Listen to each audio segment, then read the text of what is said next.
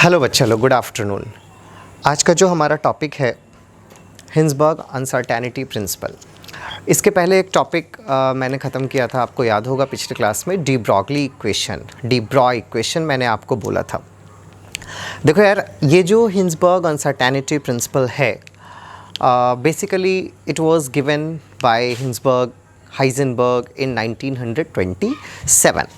देखो, आप जब बुक्स को पढ़ेंगे या बहुत जगह पे बहुत दूसरे रिसोर्स में आपने इसको पढ़ा होगा, मैंने खुद बहुत सारे यूट्यूब वीडियोस में इसको देखे या मैंने खुद भी बहुत जगह पे पढ़ाई करी, तो मुझे हर जगह पे स्टेटमेंट मिला कि व्हाट इज़ हिंसबर्ग या हाइजेनबर्ग अनसर्टेनिटी प्रिंसिपल। मैं भी अभी आपको बताऊंगा what is Heisenberg uncertainty principle, लेकिन मैं आज आपको कोशिश कर रहा हूँ ये भी बताने की कि हाइजेनबर्ग अनसर्टेनिटी प्रिंसिपल देने के पीछे हाइजेनबर्ग का जो कंसेप्ट था, हाइजेनबर्ग ने कैसे कॉन्क्लूड करा इन चीज़ों को, हम कोशिश करेंगे उसके बारे में भी थोड़ी बात करने की। तो इसके पहले आइए हम लोग देख लेते हैं कि स्टेटमेंट क्या है। स्टेटमेंट आप लोगों ने पहले भी पढ़ा होगा, मैं पहले एक बार फिर से बोल देता हूँ। देखो यार, हाइजेनबर्ग ने जो स्टेटमेंट दिया इन 1927, हाइजेनबर्ग ने कहा कि अगर कोई पार्टिकल है और this is very minute particle, this is very बहुत स्मॉल पार्टिकल है, और ये बहुत छोटा मतलब माइक्रोस्कोपिक पार्टिकल है, ये इतना छोटा है कि इसको आप नेकेड आई से नहीं देख सकते, ये माइक्रोस्कोपिक पार्टिकल है। तो हाइजेनबर्ग ने क्या कहा कि यार देखो, अगर कोई बहुत छोटा पार्टिकल है तो इस बहुत छोटे पार्टिकल का आप दो चीज़, first one is what, position, and second one is what, momentum, आप एक साथ कैलकुलेट नहीं कर सकते। स्टेटमेंट यही है। स्टेटमेंट क्या है? स्टेटमेंट यह है कि we are not able, we are unable, this is impossible to calculate position and momentum of a छोटा particle, of a fast moving छोटा particle, fast moving microscopic particle. क्या बोला मैंने?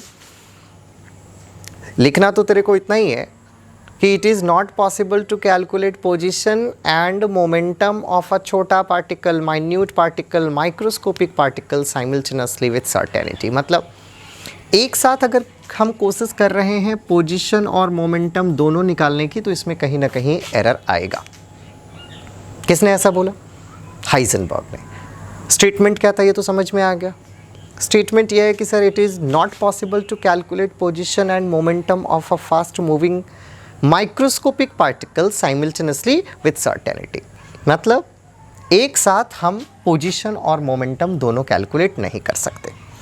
अब सवाल ये उठता है कि सर वो तो ठीक है कि पोजीशन और मोमेंटम नहीं कैलकुलेट कर सकते, लेकिन इसके पीछे का रीज़न क्या है, हम लोग वो देखेंगे, ढूंढने की कोशिश करेंगे। ये पहली बात हो गई।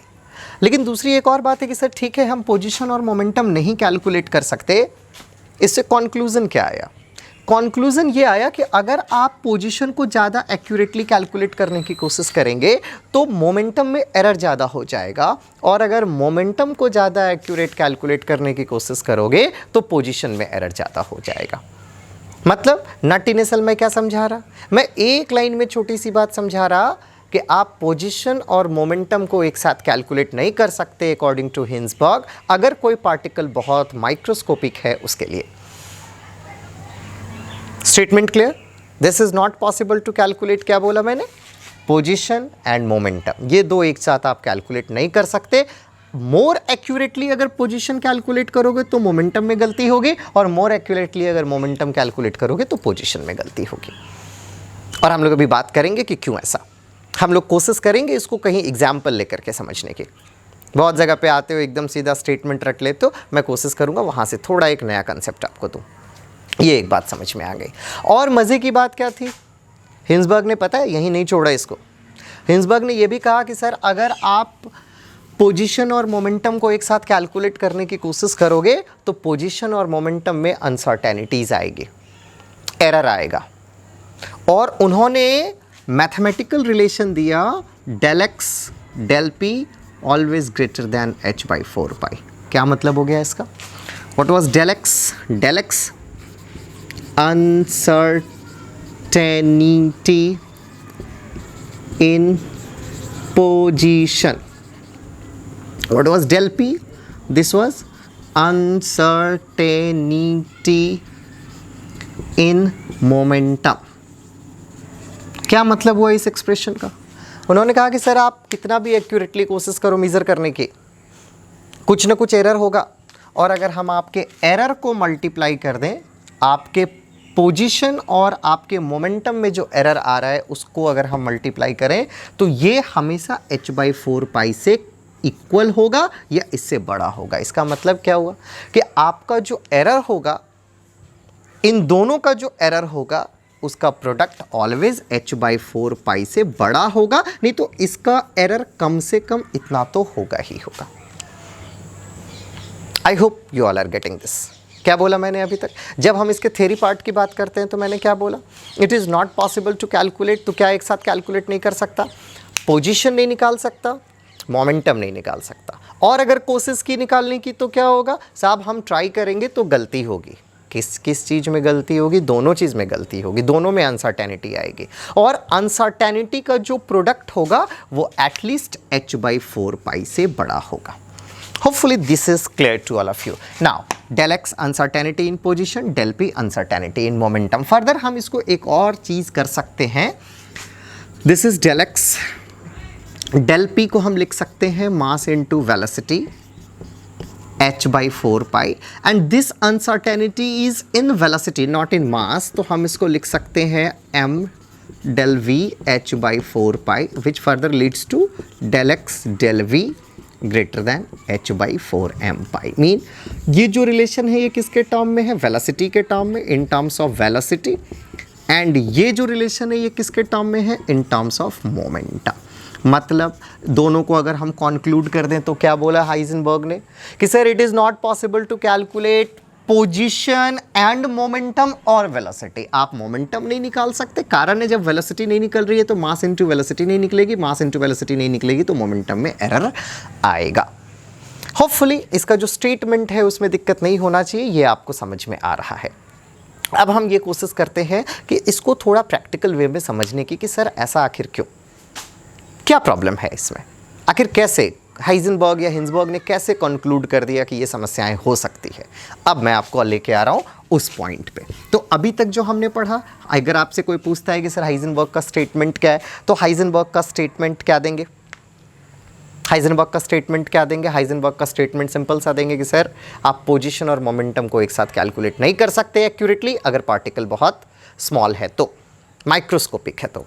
अब आप बोलेंगे सर वो तो ठीक है, लेकिन एक एग्जाम्पल बता दो कैसे हम इसको समझ में आएगा। देखो यार, ये एक इलेक्ट्रॉन है, ध्यान देना, एग्जाम्पल समझना, एंड हम चाहते हैं कि इस इलेक्ट्रॉन का पोजीशन और मोमेंटम हम पता करें। पिन पॉइंट पोजीशन और उस पिन पॉइंट पोजीशन पर उस इलेक्ट्रॉन की मोमेंटम क्या है हम ये पता करें। तो हमको क्या करना पड़ेगा? वी यूज़ लाइट, हम लाइट को यूज़ करते हैं। हाउ? कैसे? हम लाइट को यूज़ करते हैं सो दैट लाइट के जो पार्टिकल हैं जिसको आप फोटोन कहते हैं, वो फोटोन इससे आके टकराए, और टकराने के बाद जब ये वापस आए तो एज एन ऑब्जर्वर हम इसको, जब ये रिफ्लेक्ट होगा, बेसिकली डिफ्लेक्ट होगा, तो हम इसको ऑब्जर्व करते हैं कि किस पॉइंट से इसका डिफ्लेक्शन हुआ, और उससे ये पता चलता है कि उस पर्टिकुलर पॉइंट पर इलेक्ट्रॉन है। क्या कहा मैंने? मुझे इस इलेक्ट्रॉन का एग्जैक्ट पिन पॉइंट पोजीशन जानना है, और फॉर दैट पर्पस हम क्या यूज़ कर रहे हैं? लाइट। लेकिन यार एक बात बताओ, और उसके बाद हम इसको माइक्रोस्कोप से ऑब्जर्व कर रहे हैं कि साहब इसका डिफ्लेक्शन कहाँ से, रिफ्लेक्शन कहाँ से, और वहाँ से हम कैलकुलेट करके निकालेंगे कि अच्छा वो जो पर्टिकुलर पॉइंट है उस पर्टिकुलर पॉइंट पर इलेक्ट्रॉन है। अब अगर आप थोड़ा हायर क्लास में पढ़ेंगे, थोड़े और सीनियर क्लास में पढ़ेंगे, फिजिक्स में पढ़ेंगे, ऑप्टिक्स में पढ़ेंगे कि ऑप्टिक्स का लॉ है प्लस माइनस लेमडा। ये समझोगे क्या बोला मैंने? ये क्या है प्लस माइनस लेमडा? ये क्या बोलता है? ऑप्टिक्स का लॉ क्या बोलता है?